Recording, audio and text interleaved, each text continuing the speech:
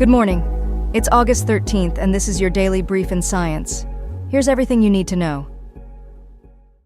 Archaeologists in Pompeii, Italy, have made a significant discovery, unearthing the remains of 2 victims from the catastrophic eruption of Mount Vesuvius in 79 AD. This tragic event buried the prosperous city under volcanic ash, preserving a snapshot of ancient Roman life. The remains consist of a man and a woman who are believed to have sought refuge in a small bedroom during the eruption. The couple was found in a temporary sleeping space which was undergoing renovations at the time. They tragically perished due to a pyroclastic flow while trapped inside the room, which remained clear of pumice thanks to a closed door. The woman was discovered lying in bed, surrounded by gold, silver, and bronze coins, along with her jewelry, while the man was found at the foot of the bed. Archaeologists have reconstructed the furnishings of the room, revealing a bed, a trunk, a lamp, and a marble-top table. Gabriel Zuchtriegel, director of the site, emphasized the importance of this discovery for analyzing valuable anthropological data about the victims and enhancing our understanding of daily life in Pompeii. When Mount Vesuvius erupted, it expelled a column of volcanic matter 10 miles high, burying Pompeii under up to 20 feet of debris and ash. Today, Pompeii stands as an active archaeological park and a UNESCO World Heritage Site, offering valuable insights into ancient Roman civilization. It has become one of Italy's most popular tourist attractions, drawing visitors eager to explore its preserved remains. Recent research from the Université de Sherbrooke in Canada has revealed a troubling connection between increased tablet use among preschoolers and challenges in managing anger and frustration. The study observed 315 parents in Nova Scotia, tracking their children's screen time and emotional regulation from ages 3.5 to 5.5 years. Findings show that tablet use at age 4.5 is linked to emotional outbursts by age 5.5, indicating a potential cycle of emotional regulation difficulties. Using tablets as e-babysitters has been associated with heightened tantrums and emotional outbursts in toddlers. Parents frequently turn to screens as a calming tool during these episodes, which may unintentionally reinforce emotional dysregulation. The study underscores the necessity of monitoring screen time during early childhood to support healthy emotional development. Experts recommend moderation in screen time and suggest that parents actively engage with their children while using tablets to promote emotional growth.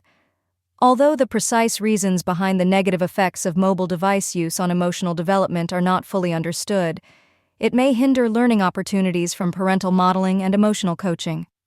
Led by Professor Caroline Fitzpatrick, this study was published in JAMA Pediatrics on August 12, 2024.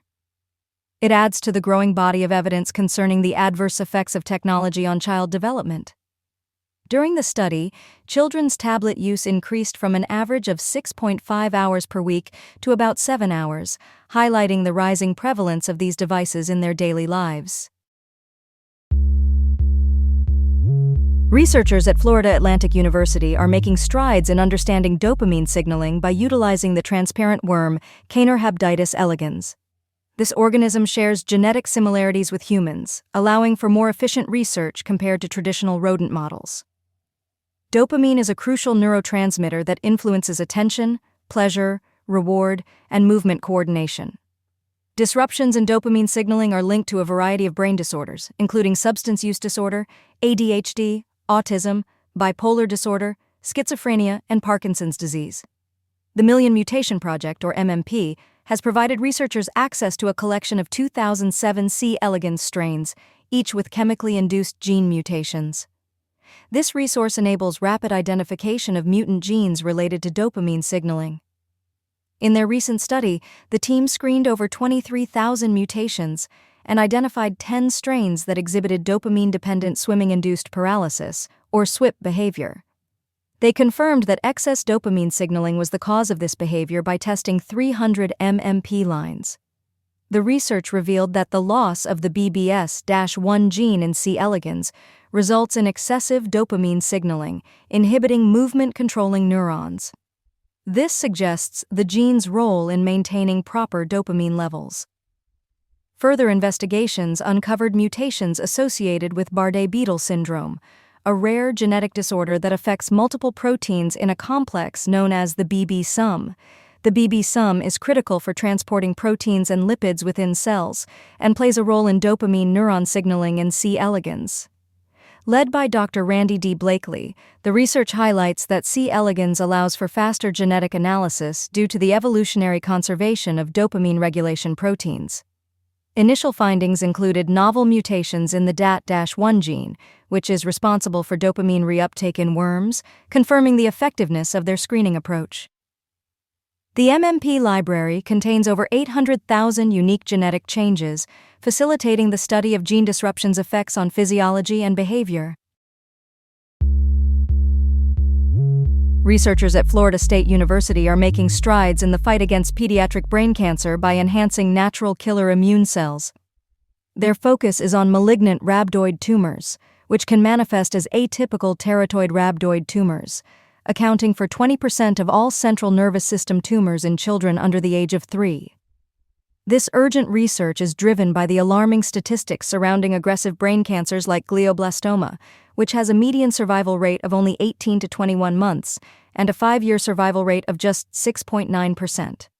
Currently, there is no standard optimized therapy for pediatric brain cancer, highlighting the critical need for innovative treatment approaches. The researchers are deriving natural killer cells from human-induced pluripotent stem cells, which are less likely to be rejected by patients' immune systems. By enhancing the killing power of these immune cells with various proteins, they aim to improve their effectiveness against these formidable cancers. Led by Professor Qingxiang Amy Sang, this study was published in Bioactive Materials and adds to the growing body of research in this vital area. At the University of Texas MD Anderson Cancer Center, additional advancements have been made where researchers engineered NK cells to express interleukin-21, demonstrating significant anti-tumor activity against glioblastoma stem cell-like cells in laboratory and animal models. In vivo studies indicated that IL-21 NK cells exhibited low toxicity and effective tumor control, contrasting with IL-15 NK cells, which were less effective and showed signs of exhaustion over time. Natural killer cells are crucial to the immune system, acting as the body's policemen to identify and attack pathogens and cancer cells, although they can be overwhelmed by the disease. Elevated neutrophil to lymphocyte ratios, or NLR, are emerging as a significant factor in predicting poor outcomes for heart failure patients. Recent research suggests that NLR can serve as an independent predictor for various cardiovascular disease outcomes, emphasizing its potential role in risk stratification and clinical management. The study revealed that NLR was notably higher in patients who died during hospitalization compared to those who survived.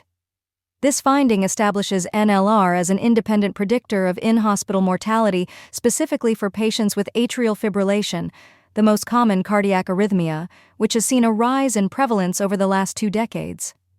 Cardiovascular diseases remain the leading cause of death worldwide, a situation exacerbated by unhealthy lifestyles and metabolic comorbidities.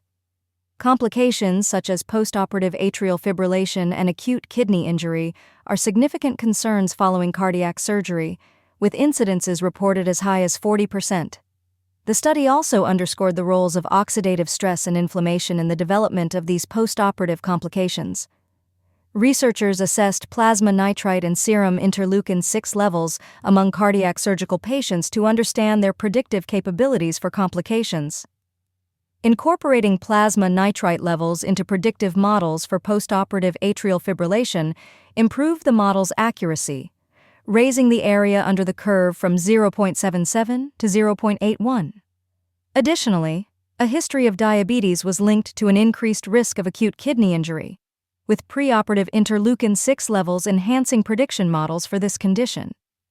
Future research is essential to further validate the clinical utility of NLR and to refine prediction models for mortality among atrial fibrillation patients. This has been your daily brief in science. To read more about these stories, follow the links in the episode bio. You can also subscribe to these updates via email at www.brief.news. For more daily podcasts about the topics you love, visit brief.news/podcasts. Tune in tomorrow. We'll be back with everything you need to know.